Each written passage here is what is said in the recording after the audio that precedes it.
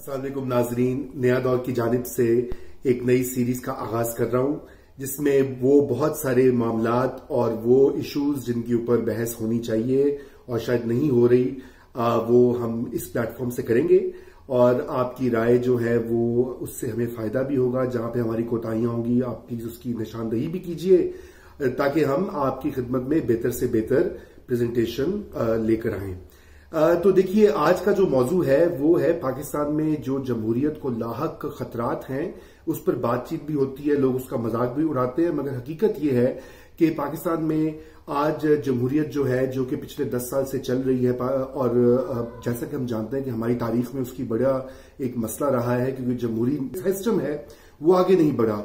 और ये तीसरी बार ऐसा हुआ है 2018 में कि एक मुंतखब हुकूमत ने दूसरी मुंतखब हुकूमत को इख्तिदार सौंपा है। आज के हवाले से जो है पहला खतरा मेरे नजदीक जमहूरियत को ये लाहक है कि जो हमारी पार्लियामेंट है वो इस वक्त यूं समझिए कि एक पैरालिसिस का शिकार है। ना तो पिछले 100 दिन में कोई कानून साजी हुई है और सबसे बढ़कर यह कि जो पार्लियामेंट के लीडर ऑफ द ऑपोजिशन है वो इस वक्त यूं समझिए जेल में है और उनकी तफ्तीश की जा रही है जो कि उसके खिलाफ नहीं है हम भी। और मेरे ख्याल से जहां भी करप्शन का मामला हो उसकी बाकायदा इन्वेस्टिगेशन होनी चाहिए, मगर चूंकि शहबाज शरीफ साहब जो है वो ऑलरेडी कोऑपरेट करे थे उस इंक्वायरी में, तो उनको बंद कर देना जो है वो अजीबोगरीब सा मामला दिखाई देता है। और उससे ये शको शुबे जो है वो शुबा उठता है कि कहीं ये एक तरह से ऑपोजिशन को दबाने की कोशिश तो नहीं है। और जमहूरियत में ऑपोजिशन जो है वो हुकूमत के बराबर ही होती है, उतनी अहम होती है, बल्कि शायद उससे भी कहीं ज्यादा अहम होती है क्योंकि वो हुकूमत वक्त पर एक चेक रखती है। और अब शहबाज शरीफ साहब जेल में हैं। उसके साथ साथ आपने ये देखा कि जब उनको गिरफ्तार भी किया गया तो शायद स्पीकर की परमिशन नहीं ली गई। अभी हाल ही में और जो पार्लियामेंटेरियंस हैं उनका नाम ईसीएल पे डाल दिया गया, वहां भी स्पीकर की परमिशन नहीं ली गई। तो ये वाकया बहुत अजीबोगरीब है। अगर पार्लियामेंट सही तरह से फंक्शन नहीं करेगी तो जमहूरियत की गाड़ी आगे नहीं बढ़ेगी।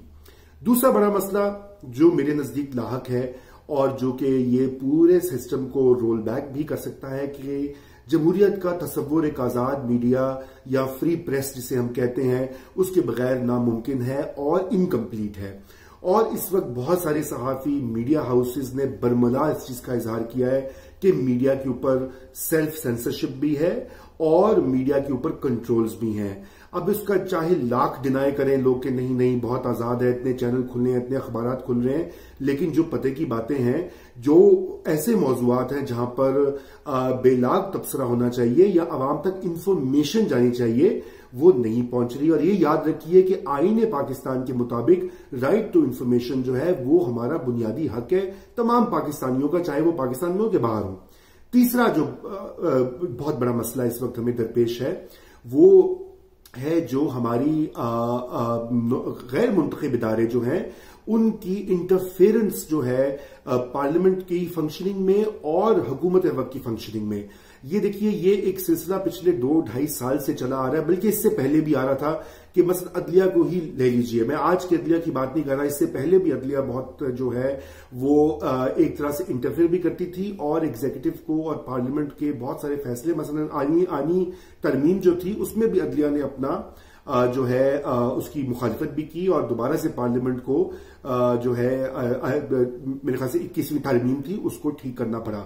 तो ये एक ऐसा मामला है कि जहां पर एक हुकूमत और एक पार्लियामेंट जब तक वो आजाद तरीके से फंक्शन नहीं करेगी तो जमहूरियत आगे नहीं बढ़ सकती। चौथा अहम मामला है सिविल सोसाइटी के हवाले से। सिविल सोसाइटी जो है जिसको अमूमी तौर पर एनजीओज का नाम दिया जाता है, देखिए ये सिर्फ एनजीओज की बात नहीं होती। एनजीओज तो एक खास एक छोटा सा टुकड़ा होता है। सिविल सोसाइटी वो पूरे इदारे, नेटवर्क्स और इंडिविजुअल्स होते हैं जो कि अवाम और रियासत के दरमियान एक पुल का किरदार अदा करते हैं। तो एक तो ये कि बहुत सारी जो बैनुल अक़वामी एनजीओज हैं उनको बैन कर दिया गया है, वो तो एक बात है, मगर उसके अलावा देखिए बहुत सारी ऐसी मूवमेंट्स हैं, मसलन पश्तून तहफ़्फ़ुज़ मूवमेंट ले लीजिए। अब मैं जाती तौर पर भी उसकी 100% उसकी हर चीज से इत्तेफाक नहीं करता और मैं समझता हूं कि उनको भी सोच समझ के अपना जो है मिशन आगे बढ़ाना चाहिए, लेकिन उनको मुकम्मल आजादी होनी चाहिए एक जमहूरी और एक आजाद माशरे में कि वो अपना मौकफ बयान कर सकें और वो जो भी उनकी ग्रीवेंसेस हैं उसका वो इजहार भी करें, और जो वो मुतालिबात कर रहे हैं, आइन की बालादस्ती का मुतालबा कर रहे हैं, उसके ऊपर तवज्जो देने की जरूरत है। लेकिन हमारे यहां नजरिया ये है कि जी वो एजेंट हैं और गद्दार हैं, इसलिए उनको दबा दिया जाए। और मेरे ख्याल से जो इससे अगला जो पांचवां और आखिरी मैं जो बात कहना चाहूंगा वो है माइनॉरिटीज के हवाले से, अकलियतों के हवाले से। एक अकलियतें 2 या 3 किस्म की हैं। एक अकलियत तो वो है जो मजहबी बुनियादों पर हम जिसे अकलियत समझते हैं। मसलन आसिया बीबी का केस ही देख लीजिए कि जब आसिया बीबी बेगुनाह साबित हो गई सुप्रीम कोर्ट से, तो हजारों लोगों ने आगे कहा नहीं इसको फिर भी फांसी दी जाए और इसको जो है बाहर जाने से बाहर मत जाने दिया जाए।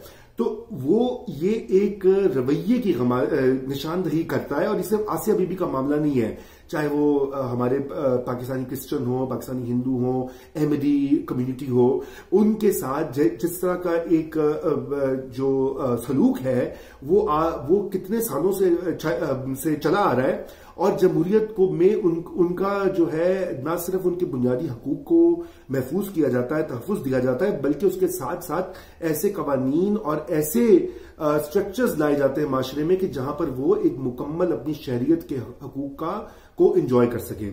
इसके साथ एथनिक माइनॉरिटीज की भी बात है, मसलन कि जैसे कि मैंने पश्तून तहफ़्फ़ुज़ मूवमेंट का ऑलरेडी जिक्र कर दिया, कुछ मिसिंग पर्सन्स की बात होती है बलूचिस्तान से या केपी से या सिंध से, उनकी तरफ तवज्जो देने की जरूरत है। सराइकी जो सूबे की भी बात हो रही है, सराइकी लोगों के जो ग्रीवेंसेस हैं, और गिलगित बल्तिस्तान का सबसे बढ़कर मसला है, वहां के नौजवान लोगों की बात सुनिए, सोशल मीडिया पे आपको दिखाई देगी। तो इन सब का भी अहाता एक जमहूरियत में किया जाता है। और मेरे ख्याल से ये इस वक्त इमरान खान साहब जो हमारे वजीर आजम हैं, लोगों की उनसे बहुत तवक्कुआत हैं, बहुत से उनके सपोर्टर्स हैं, यकीनन आप भी होंगे और आपने वोट भी दिया होगा। तो ये इमरान खान साहब को ये सोचना चाहिए कि अगर मीडिया जो है वो आजाद नहीं होगा, अगर पार्लियामेंट फंक्शन नहीं होगी, अगर अक़लियतों के हकूक जो है महफूज नहीं होंगे, तो ये जमहूरियत उनकी जो गवर्नमेंट है उसको भी खतरा लाहक होगा। और कल को जब उनके खिलाफ कोई साजिश हुई या कुछ और ऐसा वाकया हुआ तो कोई उनके खिलाफ तो उनके हक में कोई बात करने वाला नहीं होगा। तो मेरे ख्याल से ये जो हमारी हुकूमत वक्त है और पार्लियामेंट है और हमारे सियासतदान हैं, उनको इस तरफ तवज्जो देनी चाहिए और अपने डिफरेंसेस को बिल्कुल एक बराए ताक रखकर पाकिस्तान में जमहूरियत के मुस्तकबिल के और उसके बका के लिए जद्दोजहद करनी चाहिए। शुक्रिया।